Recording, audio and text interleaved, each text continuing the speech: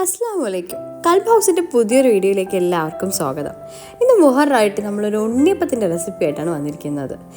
നല്ല ടേസ്റ്റിയും സോഫ്റ്റും ആയിട്ടുള്ള ചൂടാർന്ന ഉണ്ണിയപ്പം എന്ന് ട്രൈ ചെയ്തോ. വേണ്ട ഇൻഗ്രീഡിയൻസ്: അരിപ്പൊടി, ഗോതമ്പ് മാവ്, നെയ്യിൽ വറുത്തെടുത്ത തേങ്ങാക്കൊത്ത്. അരിപ്പൊടി 1 കിലോയാണ് എടുത്തിട്ടുള്ളത്. 1 കിലോ പച്ചരി പൊടിച്ചത്, ഗോതമ്പ് മാവ് 1/2 കിലോ ഗോതമ്പ് മാവ്, പച്ചരിയുടെ പാതി അളവിന്, ശർക്കര, ഏലക്ക പൊടിച്ചത്, 2 പാളയംകോടൻ പഴം മിക്സിയിലിട്ട് ക്രഷ് ചെയ്തെടുത്തത്. ഇതൊക്കെയാണ് വേണ്ട ഇൻഗ്രീഡിയൻസ്.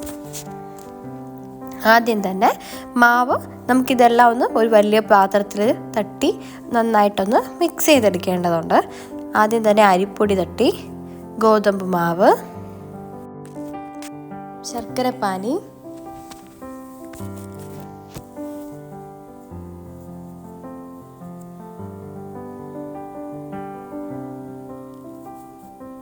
രണ്ട് പാളയംകോടൻ പഴം മിക്സിയിൽ അരച്ചത്, അത് നന്നായിട്ട് ചേർത്ത്, ഏലക്ക പൊടിച്ചത്, ഒരു 6-7 ഏലക്ക പൊടിച്ചത്. അകത്തുള്ള കുരു മാത്രം മതി, അത് തോട് ഭാഗം വേണ്ട. അത് നമുക്ക് ഉണ്ണിയപ്പത്തിൽ കടിക്കും, അത് വേണ്ട. എന്നിട്ട് നന്നായിട്ടൊന്ന് മിക്സ് ചെയ്യാം. ഈ കൺസിസ്റ്റൻസി ഒന്ന് കറക്റ്റ് ആക്കാൻ വേണ്ടി കുറച്ചും കൂടെ ആ ശർക്കര പാനിയിൽ കുറച്ചുകൂടെ വെള്ളം ചേർത്ത് അതുകൂടെ ആഡ് ചെയ്യാം. എന്നിട്ട് നന്നായിട്ടൊന്ന് മിക്സ് ചെയ്യാം. കൈ കൊണ്ട് തന്നെ മിക്സ് ചെയ്യണം, എന്നാലേ ഇത് ഫെർമെൻറ്റ് ചെയ്യാൻ വെക്കാനുള്ളതാണ്. അതുകൊണ്ട് നമ്മൾ കൈ കൊണ്ട് തന്നെ മിക്സ് ചെയ്യുന്നതായിരിക്കും പെട്ടെന്ന് പുളിക്കത്തുള്ളൂ. ശേഷം കുറച്ച് വെള്ളത്തിൽ ഒരു പപ്പടം കുമ്മരാൻ വയ്ക്കുക. അതിനുശേഷം നമ്മുടെ മിക്സിയിലേക്ക് നെയ്യിൽ വറുത്ത തേങ്ങാക്കൊത്ത് ചേർക്കുക. അത് നന്നായിട്ടൊന്ന് മിക്സ് ചെയ്തതിന് ശേഷം നമ്മുടെ ആ സമയം കൊണ്ട് നമ്മുടെ പപ്പടം ഒന്ന് കുമ്മർന്ന് വന്നിട്ടുണ്ടായിരിക്കും. അതും കൂടെ ഇതിലോട്ട് ചേർത്ത് നന്നായിട്ട് മിക്സ് ചെയ്യുക.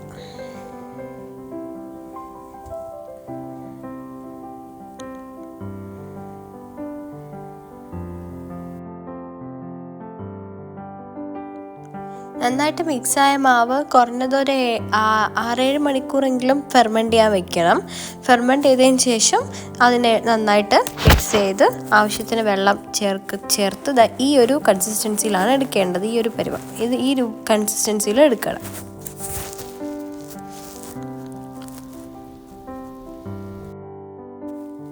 ശേഷം ചട്ടി ചൂടാക്കാൻ വയ്ക്കുക, നമ്മുടെ കുഴിയപ്പ ചട്ടി. നിങ്ങളുടെ ഇവിടെയൊക്കെ എന്താ ഈ ചട്ടിയെ പറയുന്നതെന്ന് കമൻറ്റ് ചെയ്യണേ. ചട്ടിയിലേക്ക് എണ്ണ ഒഴിച്ചിട്ട് നിറച്ച് ഒഴിക്കണം, ആ കുഴിക്ക് മുകളിൽ നിൽക്കണം, അത്രയ്ക്ക് എണ്ണ ഒഴിക്കണം. അതിനുശേഷം നന്നായിട്ട് ചൂടായതിന് ശേഷം നമ്മുടെ മാവ് കുറച്ചായിട്ട് ഒഴിച്ചു കൊടുക്കാം. ഫസ്റ്റ് നടുക്കുന്ന ഒഴിക്കുന്നതായിരിക്കും അതിൻ്റെ ഒരു ഭംഗി, അതല്ലേ?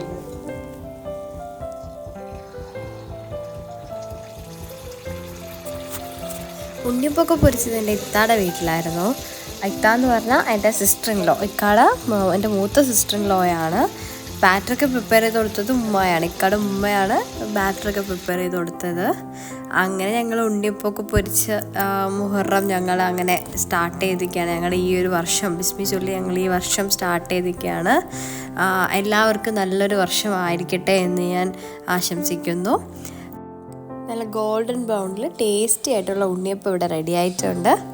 എല്ലാവരും വീട്ടിൽ ട്രൈ ചെയ്ത് നോക്കാം. ഉണ്ണിയപ്പം ഫേവറേറ്റ് ആയിട്ടുള്ളവർ എനിക്ക് കമൻറ്റ് ചെയ്യുക. എൻ്റെ ഒരു ഫേവറേറ്റ് ഡിഷാണ് ഈ ഉണ്ണിയപ്പം എന്ന് പറഞ്ഞാൽ. എനിക്ക് ഏറ്റവും ഇഷ്ടമുള്ള സ്നാക്കാണ് ഉണ്ണിയപ്പം. അതുകൊണ്ട് തന്നെ ഞാൻ 2-3 എക്സ്ട്രാ കഴിച്ചിട്ടുണ്ട്. ഓക്കെ, എല്ലാവർക്കും അപ്പോൾ ബൈ.